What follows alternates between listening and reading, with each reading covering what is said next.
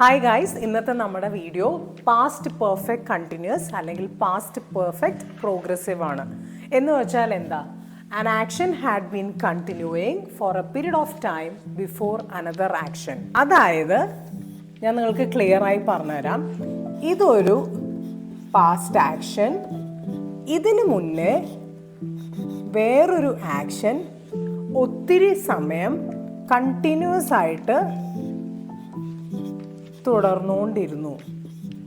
അതിനെയാണ് നമ്മൾ past perfect continuous tense എന്ന് പറയാം. ക്ലിയർ ആയോ? ഇതിൻ്റെ റൂളാണ് ഞാൻ കാണിച്ചു തരാം. സബ്ജക്റ്റ് പ്ലസ് ഇതിന് ഹാഡ് ബീൻ വരും കേട്ടോ. Subject plus had been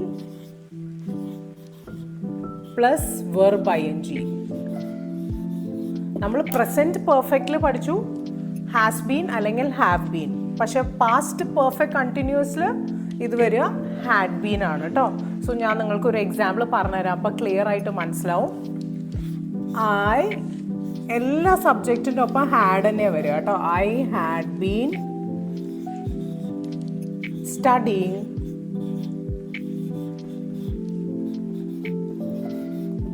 for 2 hours before the exam started.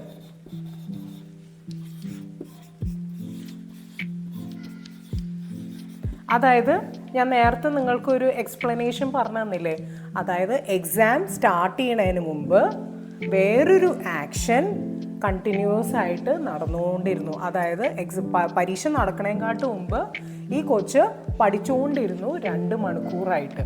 അടുത്ത എക്സാമ്പിളാണ് I had been living in Kochi before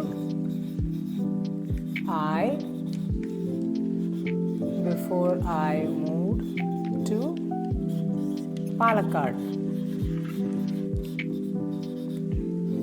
അപ്പം ഈ പാസ്റ്റ് ആക്ഷൻ, അതായത് പാലക്കാട് വരുന്നതിന് മുന്നേ ഞാൻ കൊച്ചിയിൽ താമസിച്ചുകൊണ്ടിരിക്കുകയായിരുന്നു. സോ ഇതാണ് പാസ്റ്റ് പെർഫെക്റ്റ് കണ്ടിന്യൂസ്. സോ നിങ്ങൾ സെൻറ്റൻസ് ഫോം ചെയ്യുമ്പോൾ പറയുമ്പോഴും ഇങ്ങനെ വേണം ഫോം ചെയ്യാൻ. ഒരു പാസ്റ്റ് ആക്ഷന് മുന്നേ വേറൊരു പാസ്റ്റ് ആക്ഷൻ നടന്നുകൊണ്ടിരിക്കുകയായിരുന്നു. പാസ്റ്റ് പെർഫെക്റ്റ് കണ്ടിന്യൂസിൽ നിങ്ങൾ ഈ കീവേഡ്സ് കൃത്യമായിട്ട് ഓർത്തിരിക്കണം. അതായത് for a long time, for, until, since, before, when, by the time, all day, all night, all morning. ഞാനൊരു എക്സാമ്പിൾ പറഞ്ഞുതരാം. It had been raining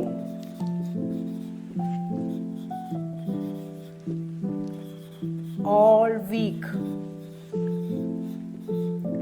ഇതിൽ ഓൾ വീക്ക് വന്നിട്ടുണ്ട്. ഓൾ വീക്ക് ഒരു ഡ്യൂറേഷനാണ്. അപ്പോൾ ഇതിൽ 2 ആക്ഷൻ പാസ്റ്റ് ഇട്ടാലും 2 ആക്ഷൻ പാസ്റ്റ് ഇട്ടില്ലെങ്കിലും കുഴപ്പമില്ല.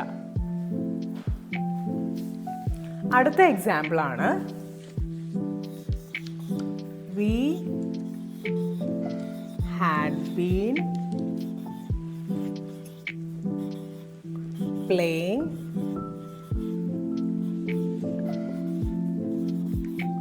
cricket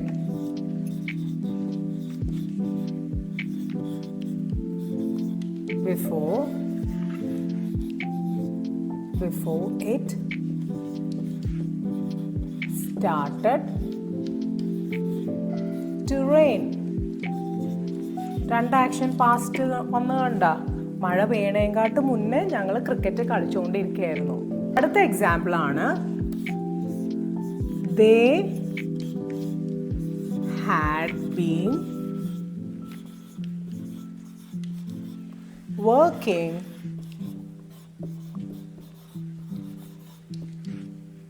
on that project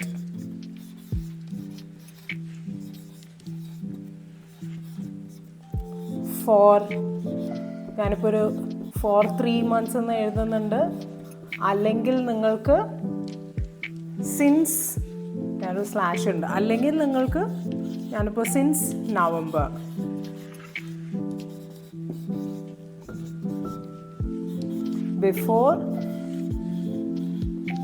before അത് കംപ്ലീറ്റ് ചെയ്യണേക്കാട്ടും മുന്നേ, before it was completed.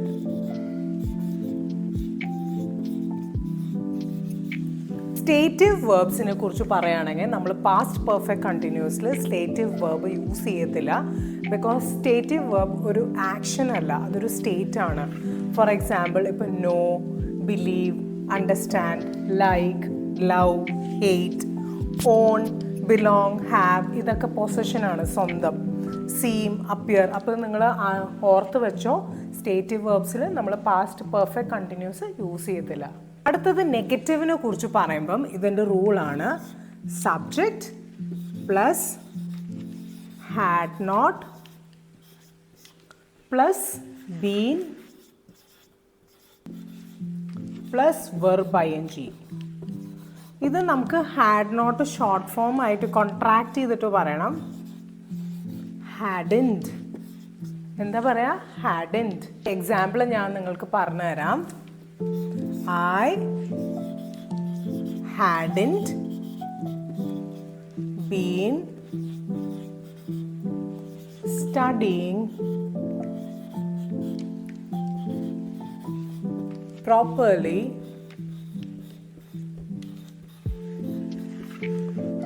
before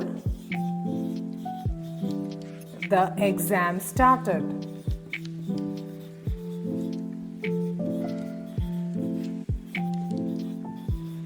അപ്പം ഇവിടെ വന്ന് കണ്ടോ റൂള് നോക്കിയേ, ഹാഡൻറ്റ് വന്നു, ഹാഡൻറ്റ് ബീൻ സ്റ്റഡിങ് പ്രോപ്പർലി.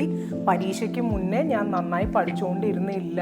അടുത്തതാണ് yes or no question. So yes or no ക്വസ്റ്റ്യനിലെ റൂളാണ് had plus subject plus been plus verb ing. ഇത് നമ്മൾ ക്വസ്റ്റ്യൻ ചോദിക്കണ മാതിരിയാണ് ഒരാളോട്. എക്സാമ്പിൾ ഇങ്ങനെയാണ് വരിക. Had you been studying? നീ പഠിച്ചുകൊണ്ടിരിക്കുകയായിരുന്നോ? Before the exam started.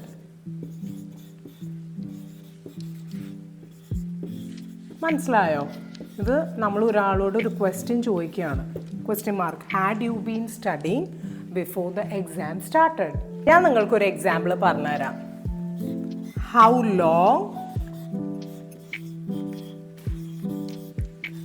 Long had they been waiting? How long had they been waiting when the bus arrived? When the bus arrived. അതായത് bus എത്തണേക്കാട്ട് മുമ്പ് അവർ എത്ര നേരമായിട്ട് വെയിറ്റ് ചെയ്തുകൊണ്ടിരിക്കുകയായിരുന്നു. ഞാനിവിടെ ഇൻ്റർവ്യൂ കമ്മ്യൂണിക്കേഷന് coaching കൊടുക്കുന്നുണ്ട്. ഞാനിവിടെ എൻ്റെ number provide ചെയ്യാം, പിന്നെ ഡിസ്ക്രിപ്ഷൻ ബോക്സിലും നമ്പർ പ്രൊവൈഡ് ചെയ്യാം. നിങ്ങൾക്ക് നിങ്ങളുടെ ലാംഗ്വേജ് ഒന്നും കൂടി ബെറ്റർ ആക്കണമെങ്കിൽ, നല്ല കോൺഫിഡൻ്റ് ആയിട്ട് സംസാരിക്കണമെങ്കിൽ കം ജോയിൻ മൈ ക്ലാസ്. പിന്നെ വേറൊരു കാര്യം, നിങ്ങൾക്ക് ഈ വീഡിയോ ഇഷ്ടപ്പെട്ടെങ്കിൽ ലൈക്ക് ചെയ്യുക, ഷെയർ ചെയ്യുക, സബ്സ്ക്രൈബ് ചെയ്യുക, ബെല്ലൈക്കൺ പ്രസ് ചെയ്യുക, എന്നാലും നിങ്ങൾക്ക് നോട്ടിഫൈ ചെയ്യുള്ളൂ. പിന്നെ നിങ്ങളുടെ ഇംഗ്ലീഷ് ഇംപ്രൂവ് ചെയ്യാനുള്ള ഫ്രണ്ട്സിനും കൂടി അയച്ചു കൊടുക്കണം കേട്ടോ.